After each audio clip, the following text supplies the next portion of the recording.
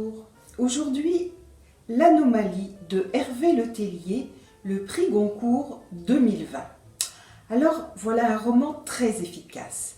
Il emporte son lecteur de manière magistrale. À peine commencé, on n'a plus envie de le lâcher. L'histoire. Un peu polar, un peu anticipation, elle est étrange. Un vol Paris-New York a lieu en mars 2021. Il se dédouble et se reproduit à l'identique en juin 2021 avec le même appareil et à l'intérieur les mêmes passagers. Ce ne sont pas des clones, ce sont des doubles, ils sont rigoureusement les mêmes.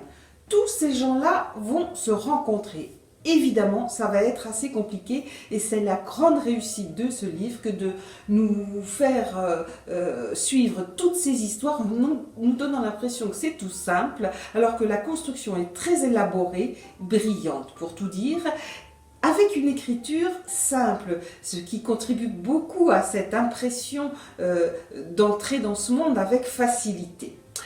Alors, il y a là une galerie de personnages passionnants, car à travers notamment leur fonction sociale, ils sont comme autant de regards posés sur notre monde. On a une avocate, dans le cinéma une chef monteuse, un architecte, des enfants, un chanteur et même un tueur à gages, un écrivain.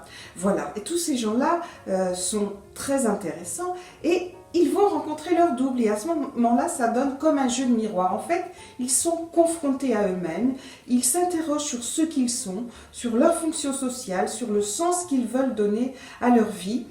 C'est donc un livre évidemment sur le sens de la vie, puisque le thème de la mort est aussi assez présent.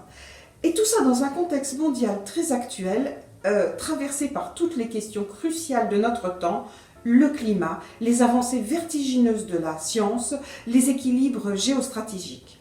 Alors voilà un livre qui pose des questions sérieuses, mais pas avec l'esprit de sérieux.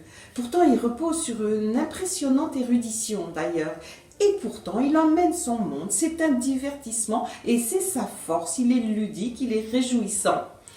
Voilà un livre qui va emporter bien des lecteurs.